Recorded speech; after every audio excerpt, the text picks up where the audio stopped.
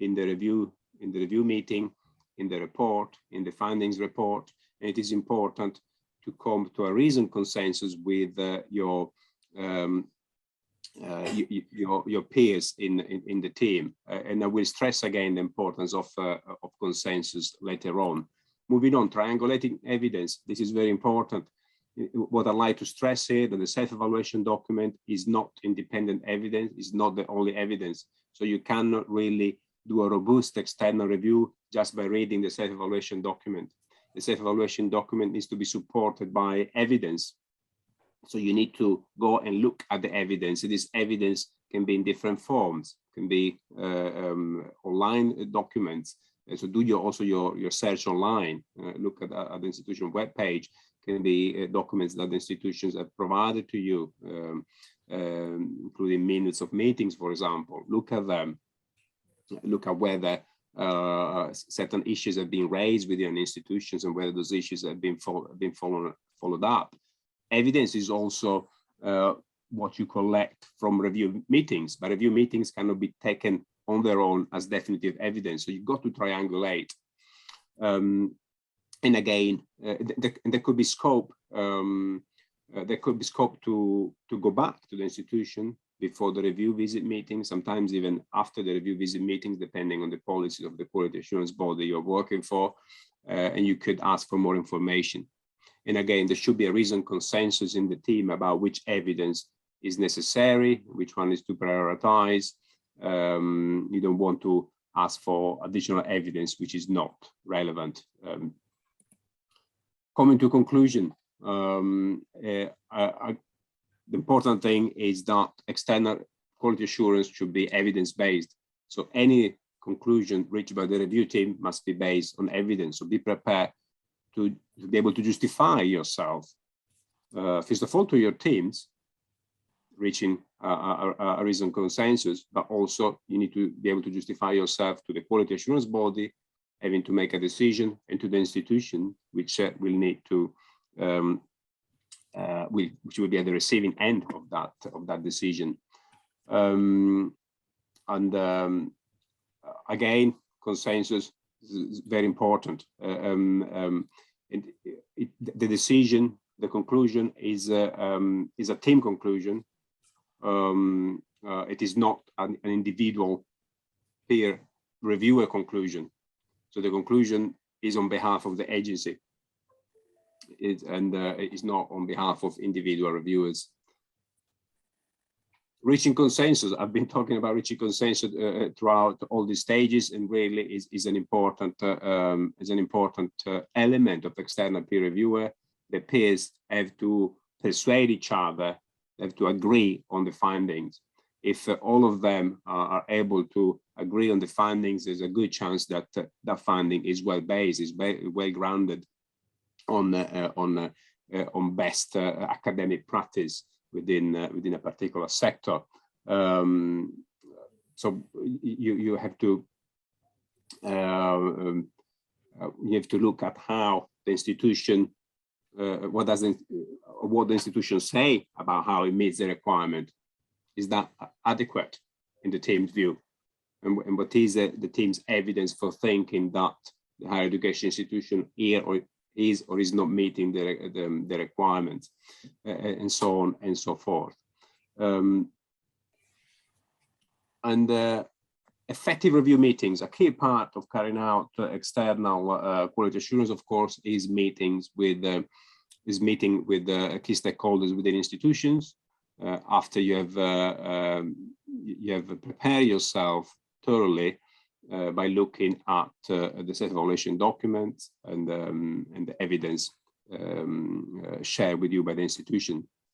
Now, the chair of the review panel plays a critical role in providing both effective leadership, ensuring that all views are heard, both within the team, but also that all views are heard when you meet with the key stakeholders, and also importantly, by creating an atmosphere of genuine dialogue. So it should be best practice in external quality assurance is to make sure that those meetings are held in a constructive spirit. Also, it's very important to keep to time And this is one of the main roles of the chair. Before carrying out review meetings, you have to agree on the themes to be covered, the lines of inquiry, also the order of the questions you're going to ask, and who will ask which questions. So it's very important to go to the review visit meetings well prepared, and the chair plays a key role here. It is very important to be able to adapt to different purposes of meetings. For example, different types of meetings. Are you meeting with senior staff? Are you meeting with academics? Are you meeting with students? The tone of those meetings may change. And of course, accurate record keeping, discuss after each meeting is best practice to find some time, 10 minutes, 20 minutes to discuss the findings and record key outcomes just after the meetings. Very quickly, because I'm conscious of time, I'm going to share with you some don'ts about carrying out review meetings. Try not to ask multiple questions at a time. Ask one question, focus on the question, wait for the answers. Don't steal somehow other members' questions. Try to stick to the agreed questions with the other peers in the team. Do not use long preambles to questions. Try not to waste time. Don't tell anecdotes or making speeches which are not relevant to the meetings. Try to avoid offering advice or making recommendations during the meeting. That's not the place for advice or recommendations. That's something will come later through the findings. Try to listen, try to focus on what is being said, and also try to avoid being confrontational or intimidating. Sometimes as a peer reviewer, it's very easy to put on your police hat and try to be very inquisitive. It is important, but it's very important for the best outcome of external quality assurance to be able to develop a safe environment where people can speak their mind in a constructive spirit. And finally, key skills that make a good reviewer, which drawing from what I've said: careful preparation, ability to analyze a large range of documentation, ability to work in a team, to listen and communicate, to be open-minded, not bring your own baggage, and try to have a honest judgment based on evidence, being able to provide justification for your conclusion, as well as clear and simple writing. I won't touch upon report writing, and I conclude with some top tips in terms of the key questions to use in quality assurance throughout all stages. When you do an analysis of the self-evaluation documents, when you will ask questions to stakeholders, basically quality assurance and external quality assurance, and these questions are very important also for internal quality assurance for institutions looking at themselves. So you always have to try to understand what you're trying to do when you do something within your institution, and try to understand why you're trying to do it and why you're trying to do it in that way, and also ask yourself, what is the best way of doing it, and how do you know that the way you're doing it is working, and how can you demonstrate to the external review panel, for example, that it is working. And these questions can also be important for external peer reviewers, because they want to find out exactly that an institution is able to address all those questions. It is about checking that they're doing the right thing, even when no one is looking at them. So with this, really, I conclude. As I said, it is a very very short introduction to best practices in external peer review, and we will be very happy to answer any questions now. In particular, we'll be very happy to engage in the future by supporting capacity in external peer review as needed. I conclude here, and I'll try to stop sharing the presentation. Let's see if here it is. Thank you so much, sir. If anyone have the question, then please note it down. We will have the Q&A session in the end. No, Alicia, it's my request, if somebody has a question with Dr. Fabrizio or Dr. Anna, they can ask now, I think, after their presentation. If somebody has any question. Actually, I want to add value that Dr. Fabrizio and Dr. Anna are very wholeheartedly welcome to everyone for capacity building workshop series, and we are planning to be doing in collaboration with them. And hopefully in the future, you guys can be one of the presenter as well. And we are planning for this as well. And any of you would like to work with the INQAAHE, they are welcoming. As brigadiers were working, elected member, institutional member, and yourself as registered for that. Unfortunately, from the Pakistan this time, none of the member has been selected. But next time, inshallah, we are doing this, and definitely we will work for it. Dr. Thank you, Shima. Yeah, thank you, Shima. Thank you. I think since last 2015, we are meeting in Fiji, China, Bahrain, and every platform. And I'm seeing Dr. Fabrizio is really helpful for everyone. So yeah, we are really very happy to hear from you. If you've got any questions, even after the event, just get in touch.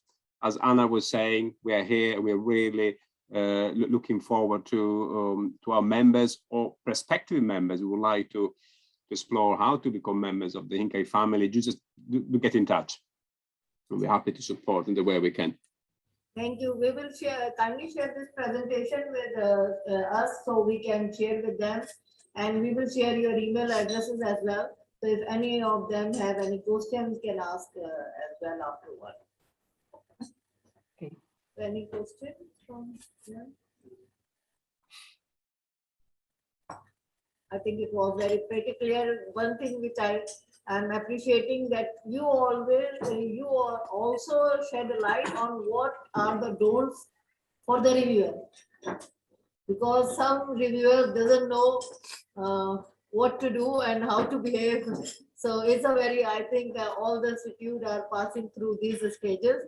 So one wonderful thing which you have added, and courage enough to say what evaluator or peer review doesn't do. That's a very good point. Thank you, Arisha. Over to you. Thank you, ma'am. Now, moving ahead, I would like to introduce our honorable chief guest, Dr. Abdul Wahid Usmani. Dr. Abdul Wahid Usmani is a renowned quality assurance professional from Pakistan. He is currently serving as a Director Quality and Accreditation at Indus Medical University. Dr. Usmani has worked with various renowned institutions such as King Saud University, Riyadh, the University of Health Sciences, Quality Assurance Agency of Higher Education Commission of Pakistan, and teacher education and program evaluation projects for public and private sector to assure quality in the institution. His expertise also lies in reviewing and providing feedback on self-study reports of the program before submission to National Commission for Academic Accreditation and Assessment. Furthermore, he is also currently on editorial reviewer panel of many international journals. So please give a warm welcome to Dr. Usmani. So please over to you. Bismillahirrahmanirrahim.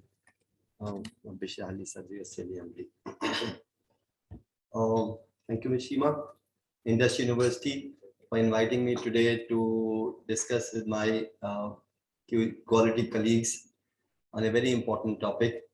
Before I formally start my session, I'd like to thank Fabrizio and Anna for taking out time for this important topic of external review. Let me briefly tell you a little about why we needed this session. In Pakistan, Higher Education Commission has made a compulsory requirement for all the higher education institutions to conduct institutional performance evaluation. This is based on a series of standards, and these series of standards result into a report called University Portfolio Report. Higher Education Commission wants all the higher education institutions, universities, to conduct either self-institutional performance evaluation, or Higher Education Commission send a team of experts to the institute or university to evaluate the performance based on University Portfolio Report.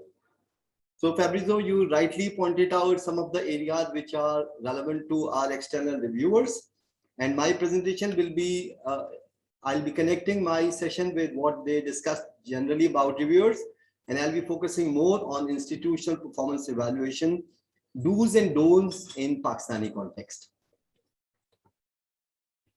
Can I start with my presentation? Okay.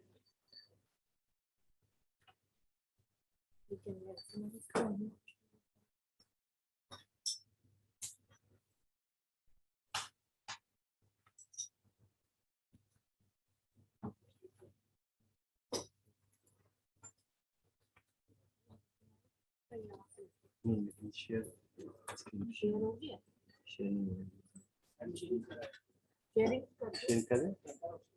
Okay.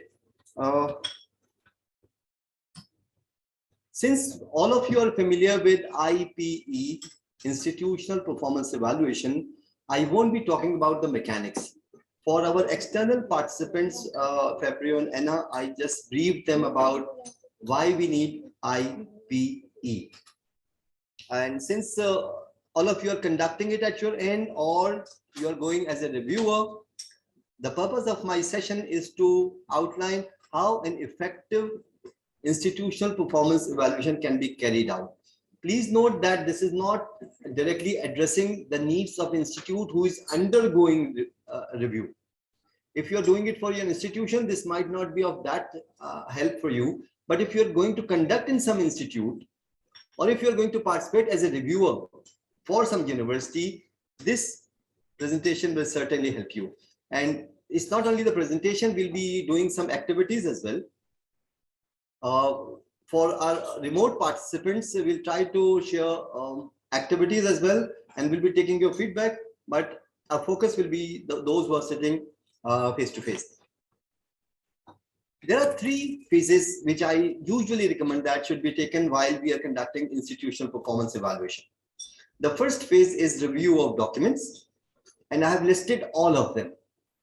Either you are going for university performance review through IPE, or you are going for MS or MPhil review, or you are doing SAR, self-assessment reports review. Any of them. The first stage is to review the documents. Unfortunately, in our context, the report which is to be reviewed before the visit is shared at the last minute, or it is shared 2 or 3 days before the actual visit.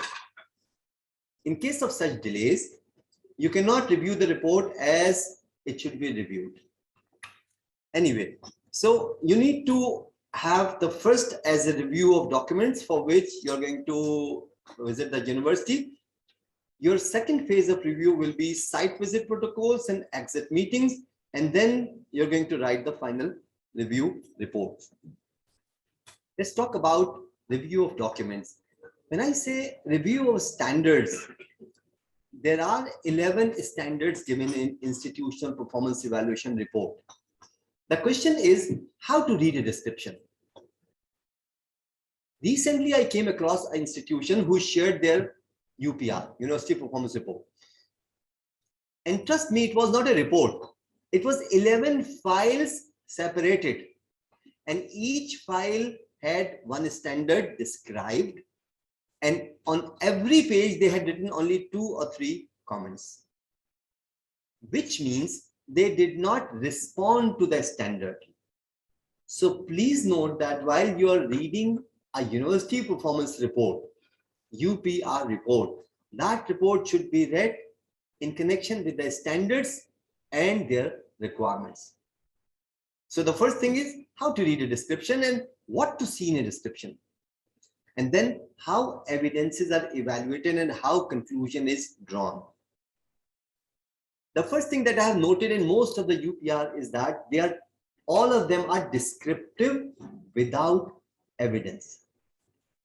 So if you're describing some happening, if you're explaining some point, if you're responding to a question asked in UPR, and if it is not supported by evidence, this will not be treated as a response, or this will not be acceptable for even for reviewers, because this would be a sheer description without support. The second point is, let's look at the question first, which is asked in UPR. and see the description. I will share with you in my first activity how response has been developed for a specific question, and then I will invite your attention to the relevance of that response. The next is this response which is provided? If number one, is it description? Number two, is it supported by evidence? And number three, is it linked throughout the document? What we call integration of practices. So if the integration is not there, you will not be able to link it with the overall impact of the report. Last but not the least, every description that you're reading in a UPR, does it offer any conclusion? For example, please open activity 1. Can we open the activity 1 here?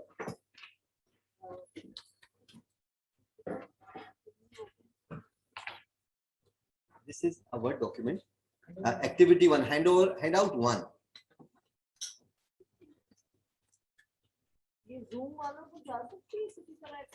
Yeah, share हो सकती है यहाँ पर.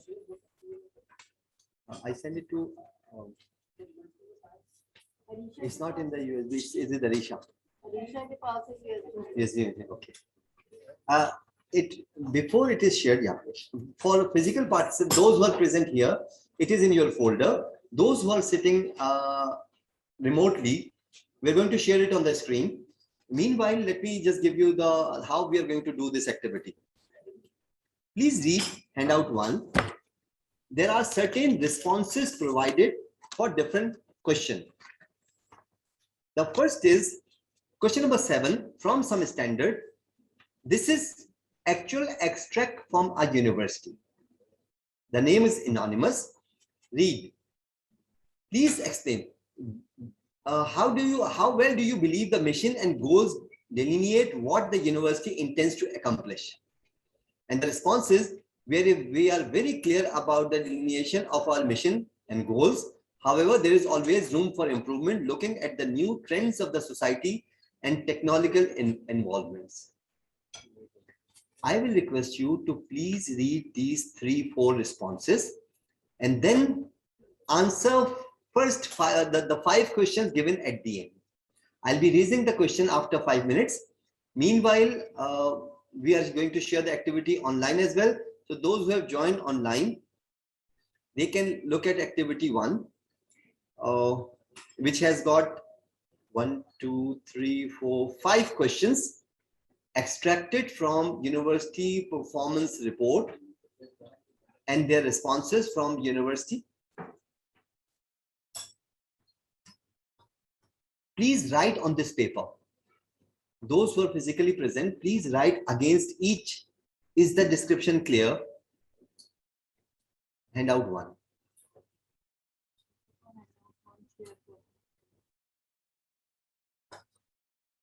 For our remote participants, yes, please read handout 1.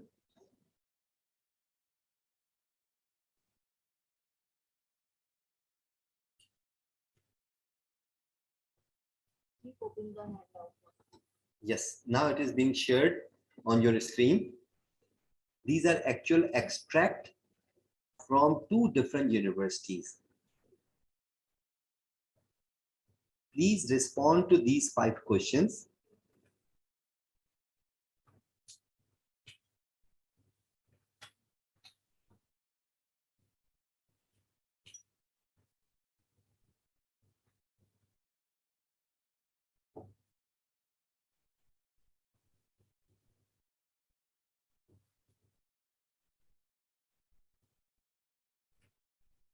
Go up. Yes. I will request you to read question number 2 as well.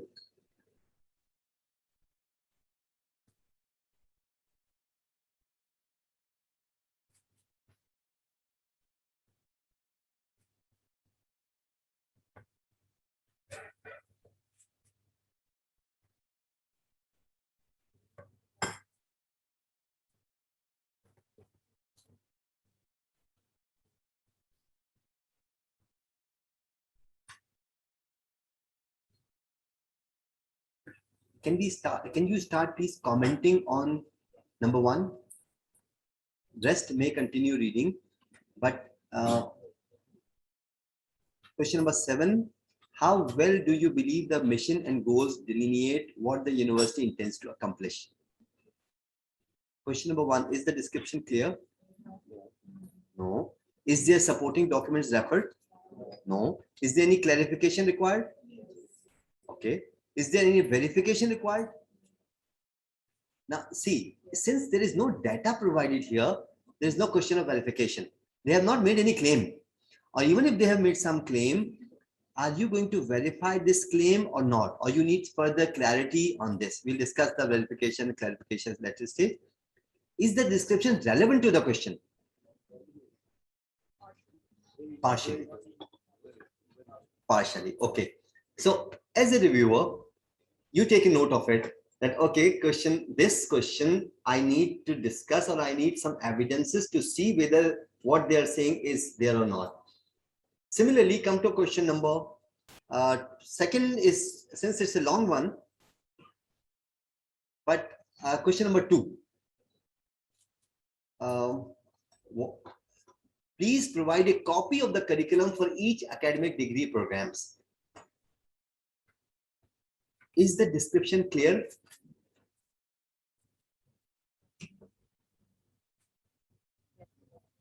Is there supporting document referred? Okay.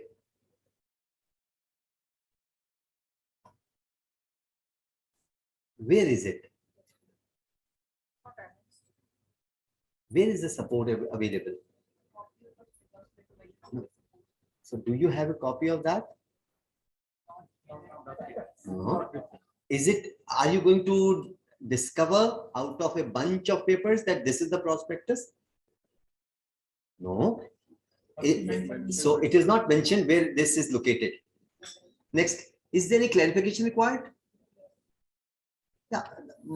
What is the major observation into this? What is the major support? So there is one simple thing. Look at this. Is it relevant? The answer. The answer is not relevant.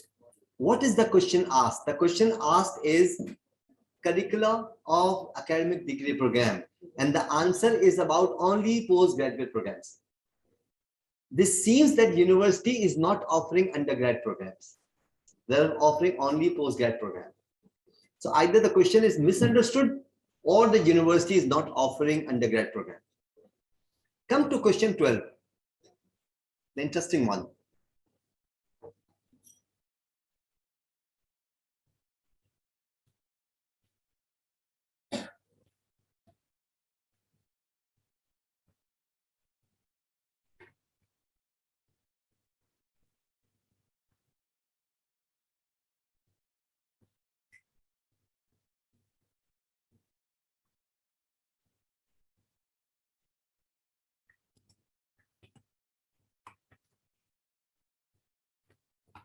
The question is, describe the system for bringing into the awareness of the students, faculty and staff of the importance of and means of implementing quality assurance.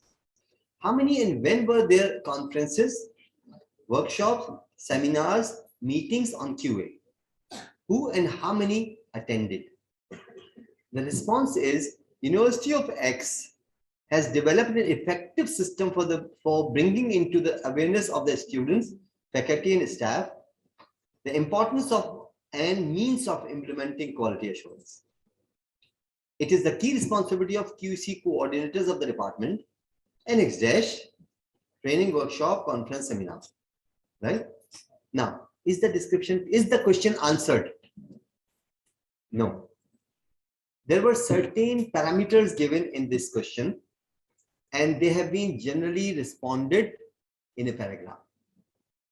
So when I say, can we go back to the presentation, please?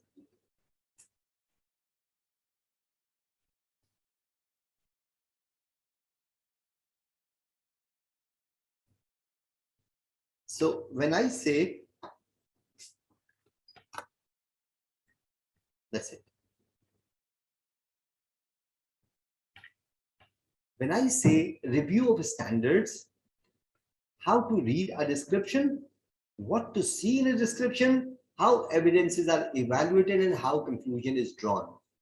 When you're producing university portfolio report for your institution, please remember that when you're responding to a question, is the question properly responded first? Is it supported by relevant evidence? And number three, are these in connection with what you have been saying before? And therefore, if it is only a narrative without evidence, this will not be understandable for any reviewer. So after the first stage, or yes, please.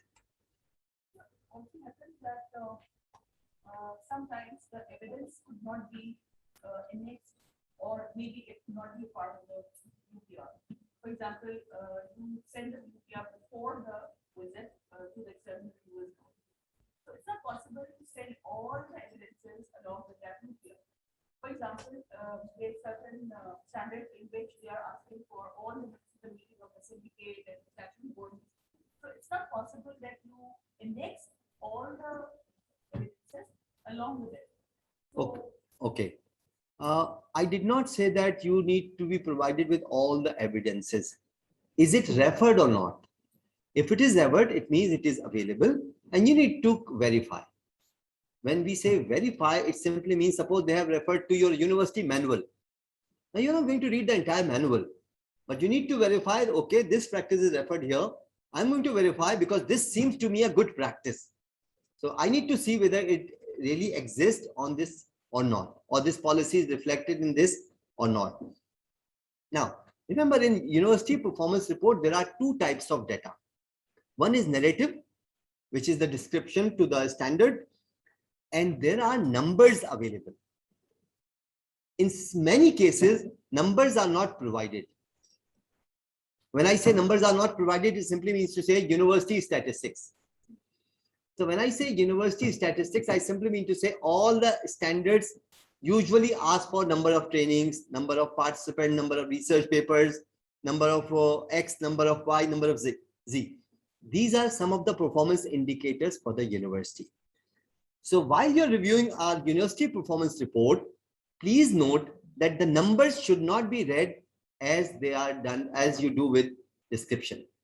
For numbers, you need to understand few things. How numbers are read, how numbers are interpreted, and then how evidences are evaluated in case of numbers, and how conclusion is drawn in case of numbers.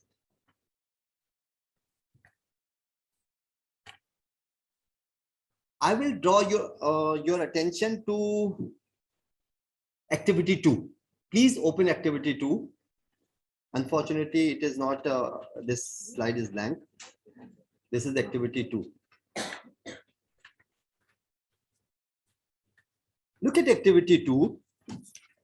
I would request you to read these two tables. There are two tables given. The first table says placement of graduate. The numbers are there. No, not this one. Sorry, hand out one. Again, second page. GUC page.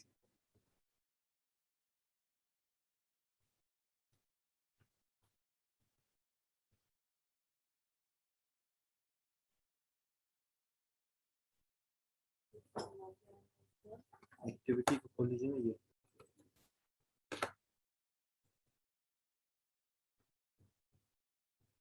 Look at these tables. Those who have joined us as a remote participant,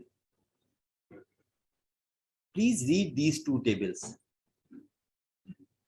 The first table is about placement of graduates,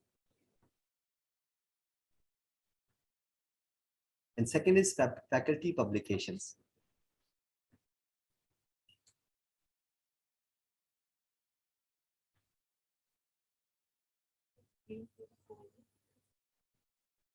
I need.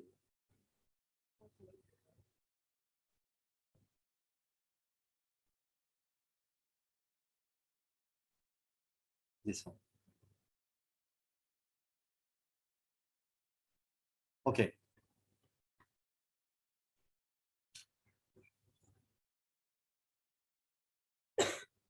Please mark anything which you think is not usual, or I'll just ask you to focus these 5 questions. Are the number consistent? Is there any comparison provided? Is there any level of achievement provided? Are the trends provided? What would be your one comment?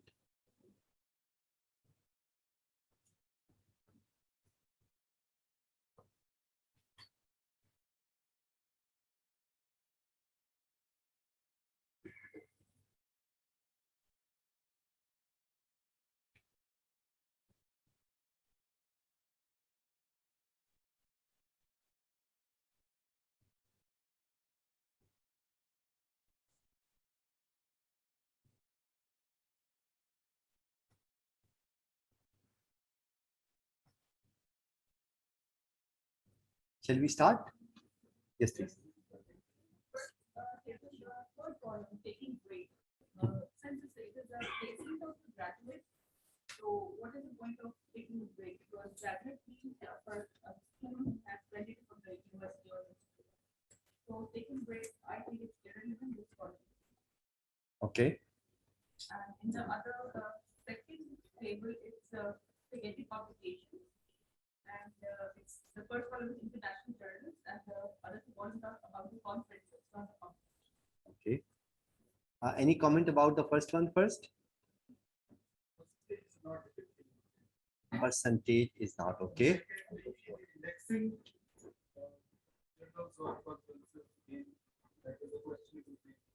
Okay. Good observation.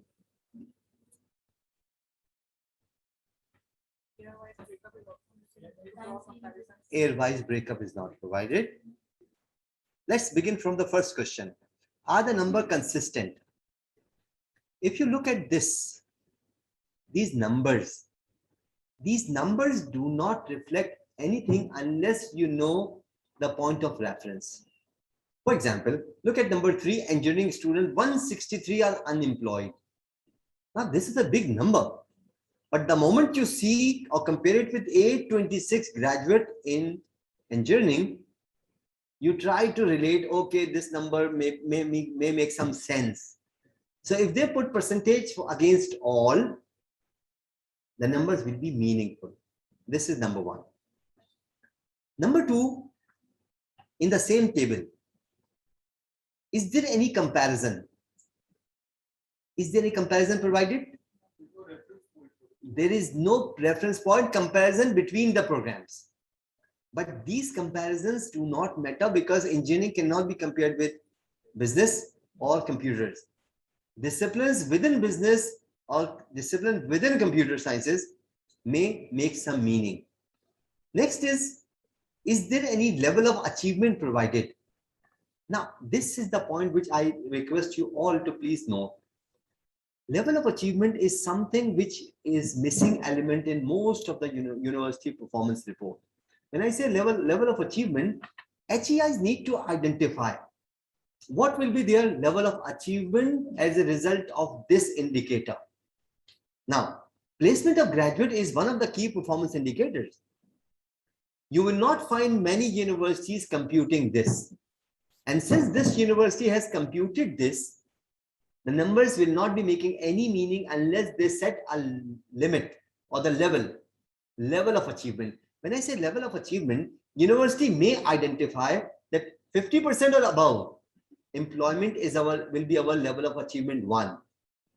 60% and above will be level of achievement 2, or various levels up to 90% achievement.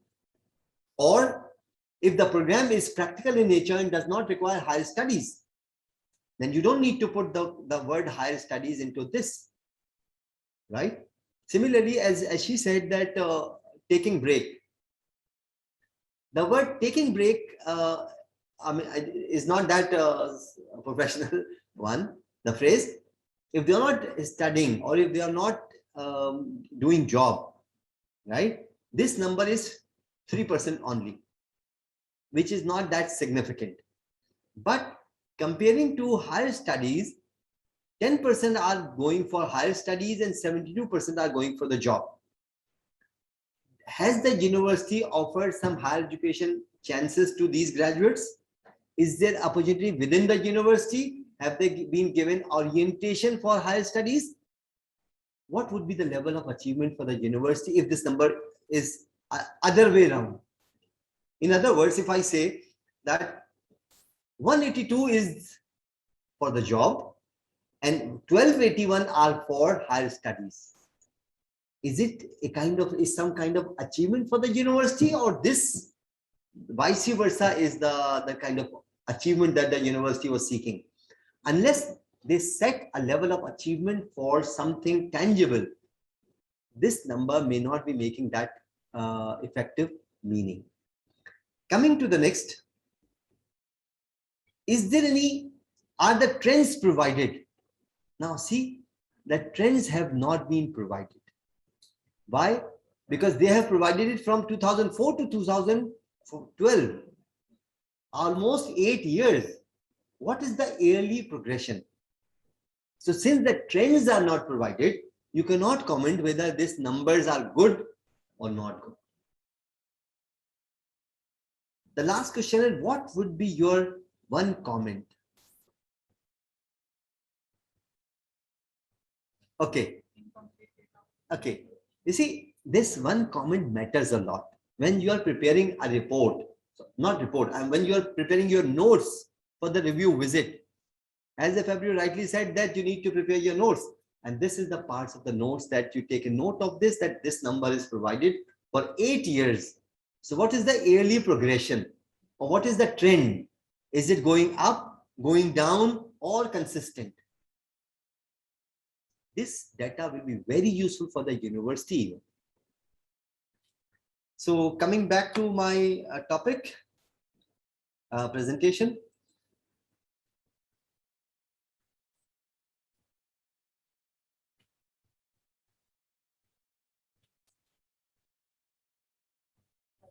Okay.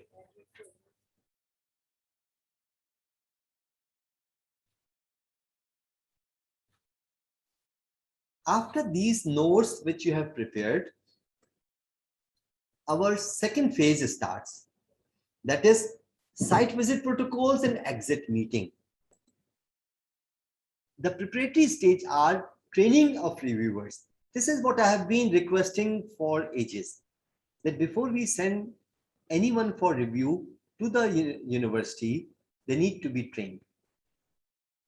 If you send a faculty member without any trained reviewer, the review visit might result into some conflicts or some heated exchange or some arrogant discussions.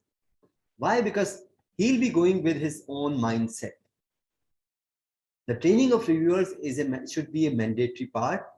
Fortunately, Higher Education Commission has recently taken this step of introducing reviewers training, and probably by the mid of this month, they are going to conduct a training for external reviewers for postgraduate review. Then developing a list of site visit issues. Now, after you have reviewed the UPR, you have prepared certain items, your observation list. And once this list is ready, you may be requesting some additional document before your visit. You have been provided only UPR, but you think that you need to see the university manual before you visit. You may be requesting the concerned university to provide if it is available, can be shared easily. And then prepare your interview questions based on what you have prepared from UPR. Now, things that need to be with you at the time of review visit: review report, that is UPR and support documents. I'm sure that all of you are aware that on the day of review, you are provided with UPR and all the support documents are placed in front of you. Then list of site visit issues, that is a list that you have already prepared based on your UPR. You need to verify certain elements which you have already listed. If the university has clearly mentioned that our mission is consistent, all the institutes of the university or all the constituent colleges have their mission aligned with university. This is one of the strengths of the university. And this strength need a verification. So you just need to see, you already took a note of this, that verification of consistency of mission with other institute of the university. So this is the verification stage. Clarification, if something was not clear, when you read it, we all agreed that this statement is not clear. And you pointed out that 2.4 is not clear, 2.7, 2.9, or student strength, number of students, trend is not provided. This is your site visit issues. And then improvement in the quality of review report. Now, after you have got all this and meeting of reviewers on evening before the visit, now all the reviewers, all the people sitting in this room, suppose now 3 of you are sitting together and you are reviewing, you are going for a site visit tomorrow morning. So share the initial impression of the product or the institute. Initial impression means that the issues that you have already prepared. Share your list with your colleagues, and they have also prepared some lists. So there is no duplication. You cannot, you should know what you have prepared, what others have prepared. So you're not going to ask questions which have already been listed by somebody. So once you share your list or notes, it makes easy for the review team to identify who is going to ask what. In our case, what usually we do, we divide standards. That is standard 1, 2, 3 is mine, 4, 5, 6 is yours. But please remember, they are not stand-alone standards. Some of the items may be reflected in one standard and may be referred in another standard as well. So when you share the list, even if you have divided the standard among you need to understand that this may be asked by somebody else, so share the list. Then role assignment for coverage of question. You need to assign the role. It's not the case that only the standard should be assigned, the role. One of you must be the moderator, the one who can bear the pressure. Everyone cannot bear the pressure. So once you are sitting in front of the university panel, and if 3 of you are there, one of them or 2 of them may be those players who play well in the field on the paper, but they may not be able to face. So the 3rd or 4th person should be taking the role of moderator. That is what you decide, that this person is going to be the moderator. Moderator will be looking at the issues emerging during discussion. What happens that in most cases, I mean, if not all, in most cases, there is a heated discussion. You start objecting and the institute start defending. Please remember, one of the members should have the skill of reading the discussion or reading between the lines. When you read between the lines, you can clearly see, during discussion, you can clearly see that now this discussion is moving towards argument. And you're not here to argue with each other. So role assignment for coverage of question, review the planned schedule and see if there are any changes required. And finally, prepare walk-around questions. I mean, walk-around question, I still remember one of the reviewers came to our university and they were not ready for walk-around questions. So we took them to the university visit and there was a class and they said, we want to see the class. They entered the class and trust me, they started speaking without the consent of the teacher. That dear students, we are from Higher Education Commission. We are here to review the university performance. If you have any grievance or anything, please let us know. Now, this kind of attitude towards HEI seems like you are a policeman. Policing in an academic institution. So prepare walk-around questions. You will not be asking questions out of nowhere. You need to understand that you are going to ask questions regarding the facilities being provided, regarding the computer support, regarding library, regarding canteen. Don't go and pick faults. I mean, if somebody has told you that go to canteen and go inside the kitchen, You're not there to investigate. You're there to help the university. When you help the university, you don't go for the weak points. You go for some improvement in future. Now, once you're done with this, once you're done with your interviews, your internal review, you have prepared some notes, then when it's finished, what should be your next strategy?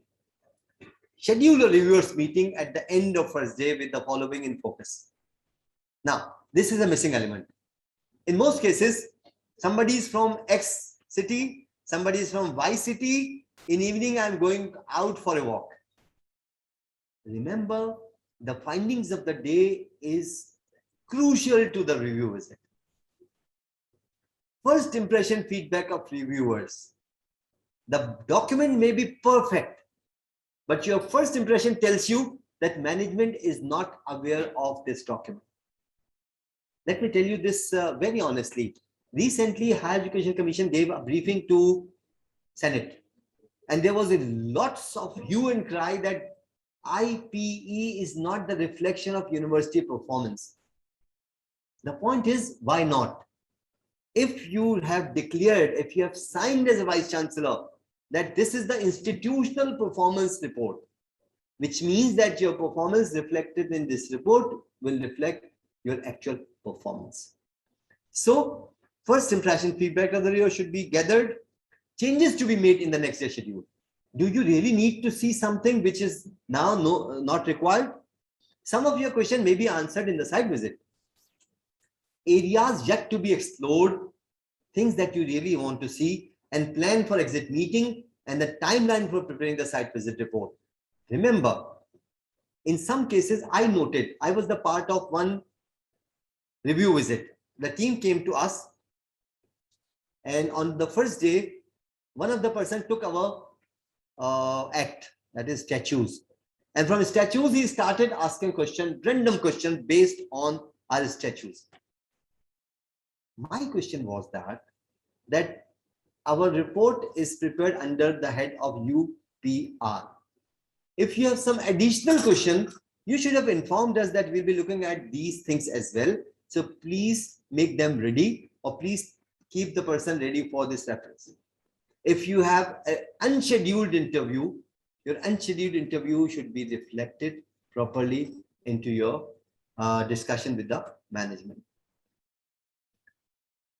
Now, please remember, when you're doing your review visit, the reviewer must give full and objective attention during the entire review visit with the host institution. Again, I will reflect and you recall yourself. In some cases, you will see that reviewers are busy with their mobiles, or if not busy with their mobile, they are turning the pages of the reports as if they have seen it for the first time. Stick to your schedule. Any changes in the schedule should be reported to all stakeholders. It should not be the case that you decided in the evening that you're not going to meet the Vice Chancellor tomorrow morning. You're going to do this instead. Avoid socialization or show affiliation with the host institution. This is one of the commonest issue in our IPE visit. Greetings, meeting each other, recalling your past associations. Reviewers are like robots. They need to be treated like externals. Do not develop. I remember in one of the IPE visit, one of the members continuously repeated one thing. I need to visit Institute of Pharmaceutical Sciences. Now, this was a different campus, but he insisted. And later we realized that he had a colleague in Institute of Pharmaceutical Sciences, and he wanted to meet that colleague. So avoid socialization or any affiliation. All the material provided by the program must be treated as confidential. It is not the case that while you are leaving for your room or your place, you are taking the documents available on the desk. Remember, the host institution has given day and nights to arrange this material. If you have just turned few pages and dropped it somewhere, or if you are taking some document with you, you're breaching the confidentiality of the university. I know one university where 3 copies of Act and statutes were printed and all 3 were gone. Taking things with you is unethical unless you have a permission, written permission from the institute. Because the director QC may be familiar to you and he might be giving you the required documents on your request. But this is not an approved policy.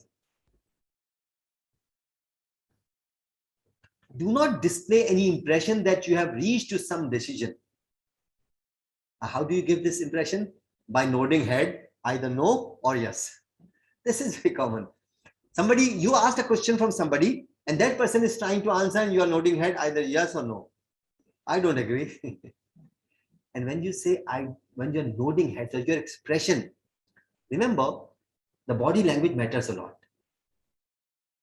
Either you should learn to keep a flat face, not reflecting anything what is going in, not coming out. If your body speaks with you, then respect the institute. Do not give any impression that you are agreeing or disagreeing, because reviewers do not speak, they write. Don't be prescriptive. And this is, I actually pointed out when reviewer was presenting his, was giving his presentation. He categorically pointed out that don't suggest. Unfortunately, I had a discussion with one of the senior colleagues, and I said that we should not be prescribing to the institute. And they said, Usmani Sahab, since institutes don't know much, some of the institutes who are in the struggling phase, they don't know much, so we should be telling them how to do it. Now, when you're telling somebody how to do, you're being prescriptive. Remember, what you're saying is your personal opinion. This is not a universal truth. And if it is not a universal truth, you are actually restricting the creativity of the institute or breaching the privacy. Whatever you are doing is you are doing. You cannot prescribe to the institute that you should be doing this. Be careful about the issues that may lead to sensitive debate or conflicts or differences. For example, if you notice that university is being aggressive or university is being defensive, stop talking further about it, because you are there to clarify those things which you need clarification for. You are there to verify the elements which you think should be given due commendation.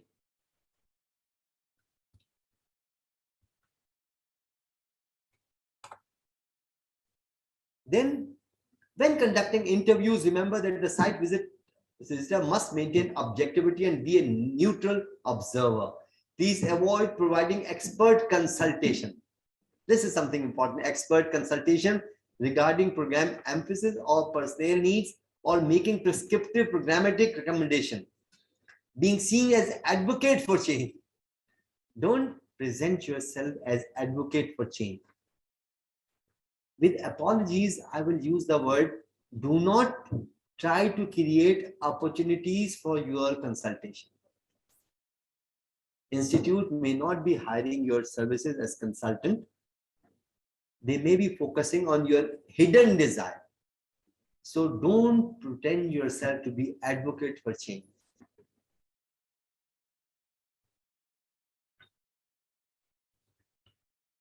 The next is personality traits to be avoided. Self-projection.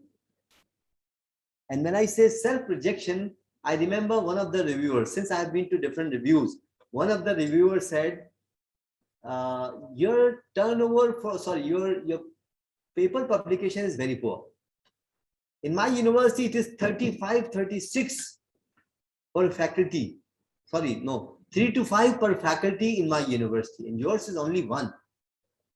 This is self-projection. Similarly, comparison. My university, your university. My institution, your institution. Institutional project.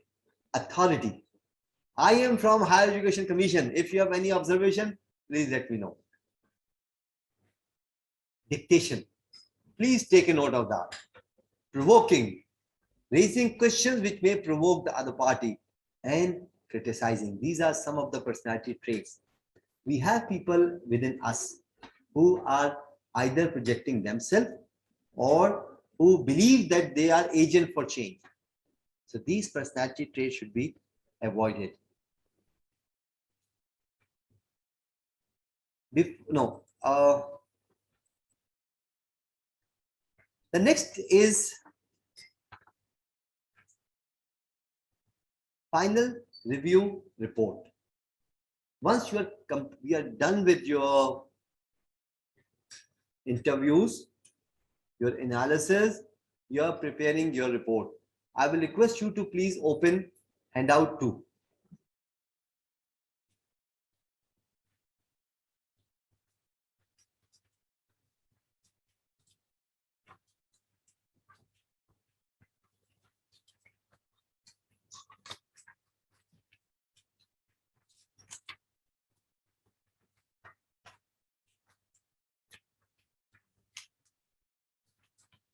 Okay, the first page of handout 2 probably has not been printed. It is displayed on the, no, it is printed. Is it a separate print? That's the report one. Okay. Please come to handout 3. Handout 3.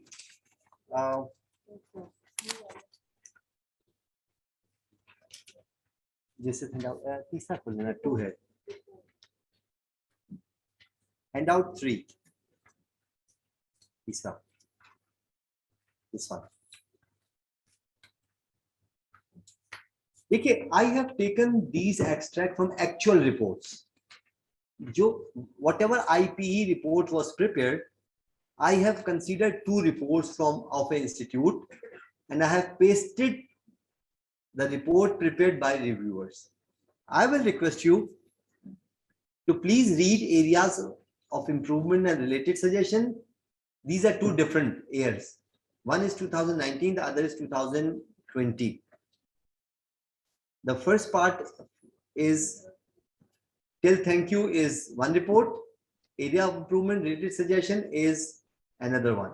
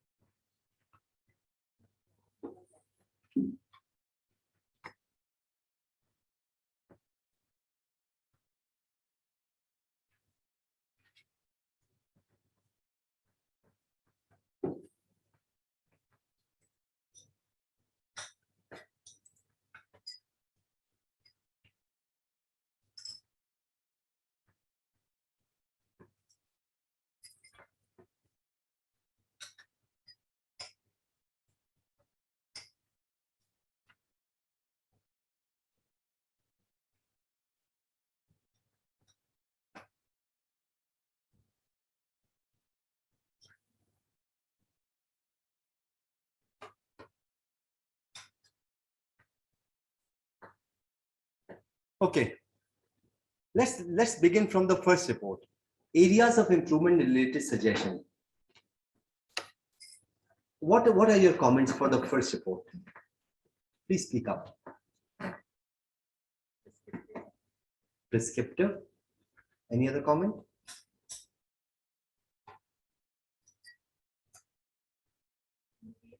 I feel everything is not right? If you are using some document or some policy, it could be revised by let's say some dean, it could be as a vice chancellor. So how would we provide evidence for that? No, the point is, look at the point. The policy need to be approved by concerned statutory bodies. The policies which you are implementing, which policy are they referring? Which policy are they referring? All policy notification are required, all policies. So that's what I'm asking you. If the report does not tell you what to do, then you cannot do anything. Next, alumni employee survey will be conducted program-wise and survey report should be prepared. Now, is it dictation or suggestion? This is dictation. Should be. And survey report should be prepared. Separate EDC budget needs to be prepared. Now, I don't know what is EDC, right? And I'm sure that none of you except those who have given me this report would be knowing that. Then we hope the recommendation and suggestion shall assist Indus University for its continuous improvement. Thank you. Areas for improvement. Look at the next one. The policy needs to be approved by concerned statutory bodies. These are 2 different years, by the way. This is not 1 year. Second year, the reviewers said the same thing. All policy notification required, alumni employer survey. But look at this. Policy, admission policy, policy document, evidence seen, recommendation, minutes of meeting in which it approved, notification, admission policy, latest revision of policy. What are they asking for? I mean, I could not understand how institute will be responding to this recommendation. By the way, this is a recommendation. They have listed it as recommendation. Now, these are the 2 reports which were prepared. HEC has revised the reporting performer now. I have come up with some suggestions. Let's share that, and please open this separate handout, which is yes, Institutional Performance Evaluation Report, IPE report.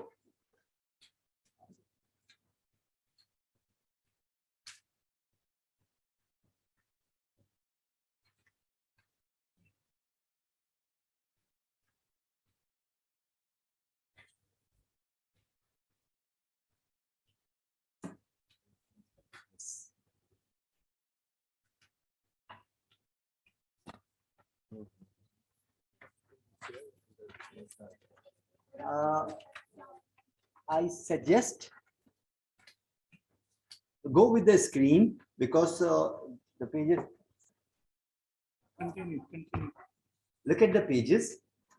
I would suggest to go with the screen.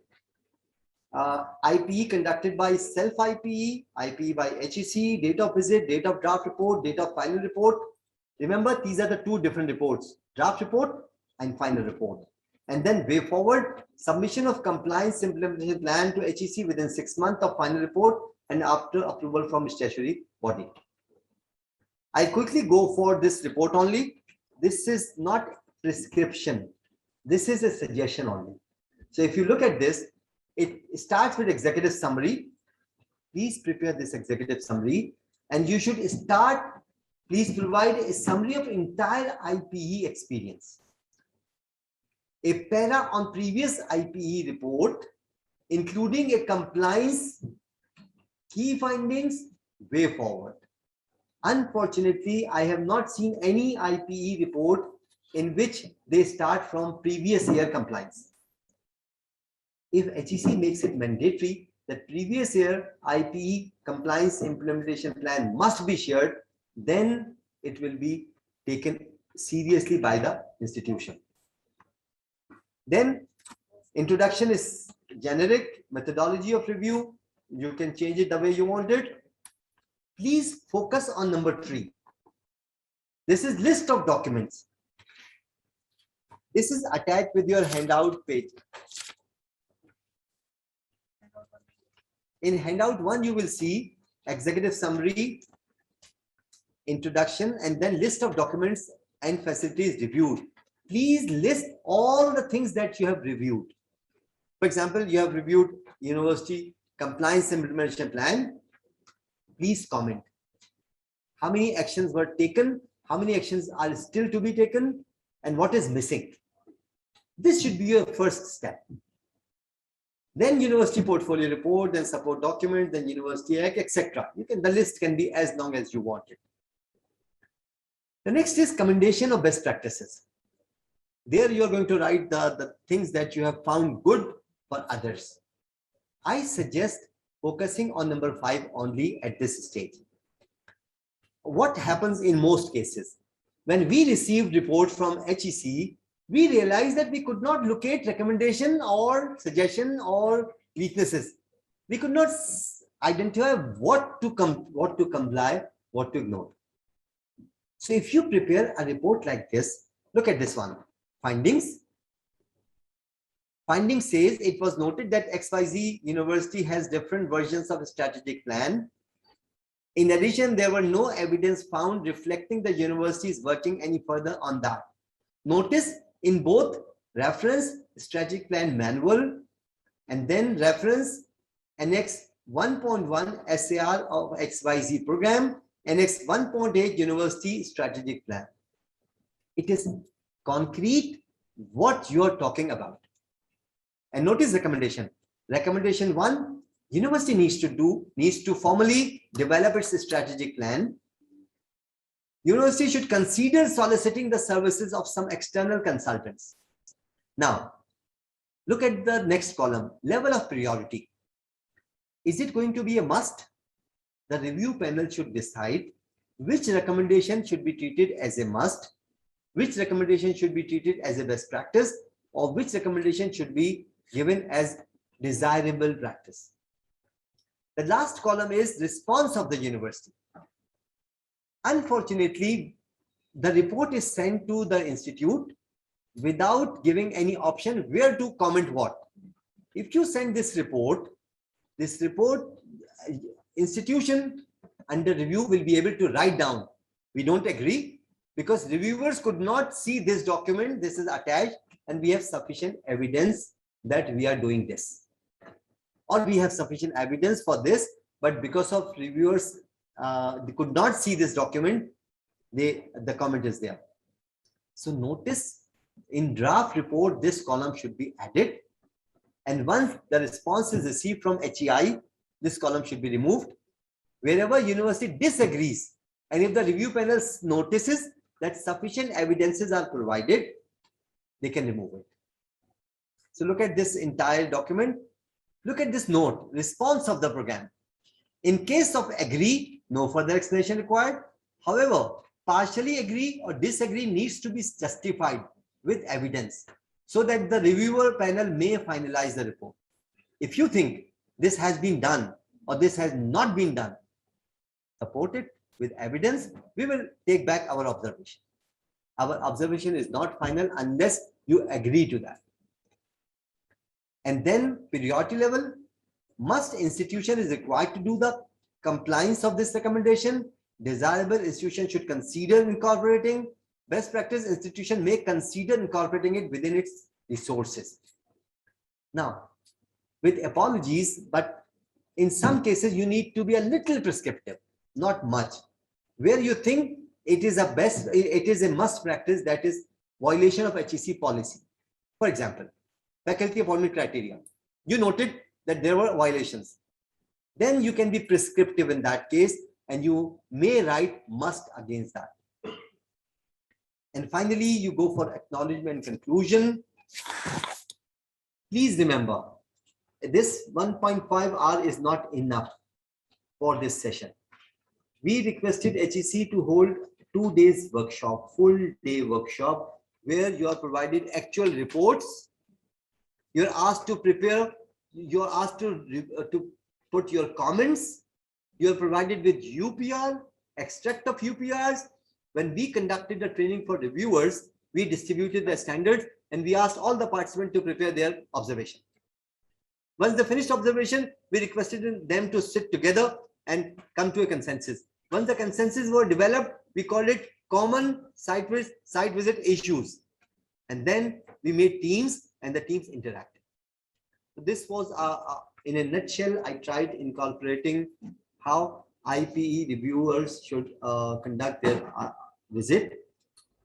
This is entirely based on my personal experience.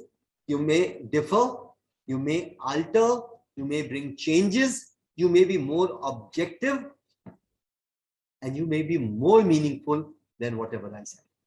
Thank you for being so kind enough to invite me from Indus University, and you taking your time out from your busy schedule, joining this session. And I'm sure that such session will enhance our capacity in future as well. Thank you very much. Thank you so much, sir. Now the floor is open for the question and answer session.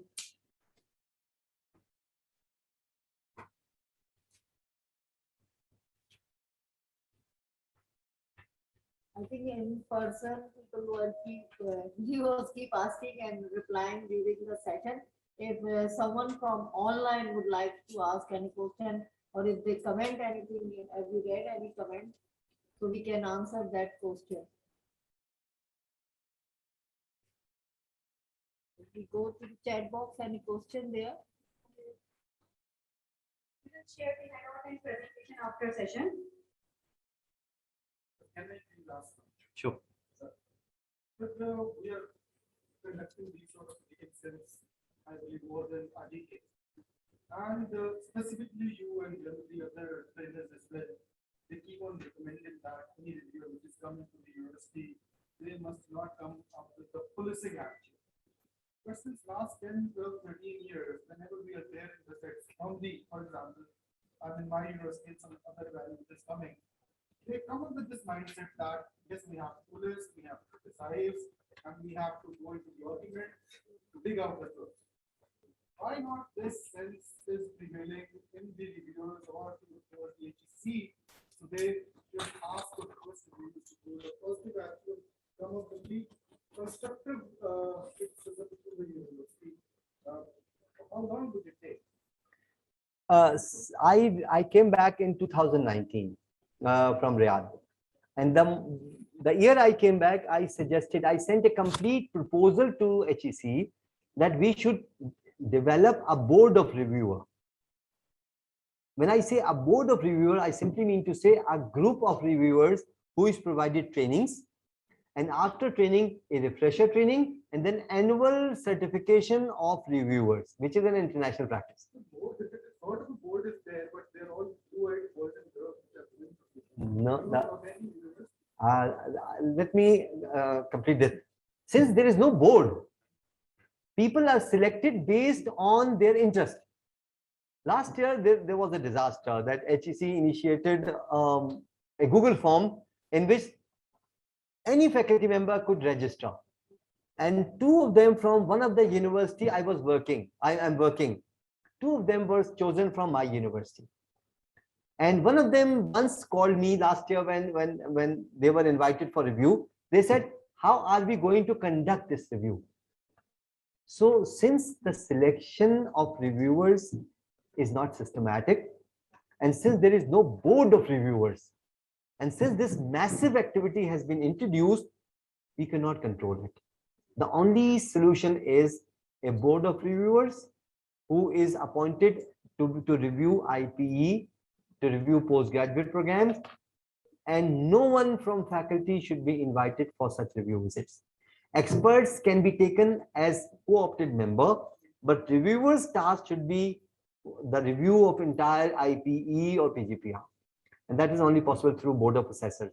The previous management of HEC agreed on that. They planned for a series of sessions, but unfortunately, because of COVID, we could not do it. Then we planned for a mini session. Recently, they agreed for a session for all the reviewers, but again, this is not going to be fruitful unless we develop a board of assessors.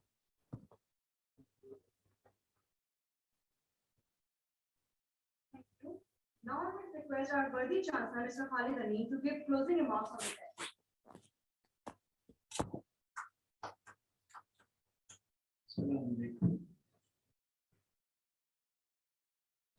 मैं आप सबका शुक्रगुजार हूं कि आप मेहरबानी करके यहाँ तशरीफ लाए और मुझे बड़ी खुशी हो रही है कि जो क्लोज था वो फिर ओपन हो गया और अल्लाह करे कि ये इसी तरह खुला रहे। और मैं आपका भी शुक्रगुजार हूँ कि जब भी हम आपको रिक्वेस्ट करते हैं तो आप तशरीफ लाते हैं।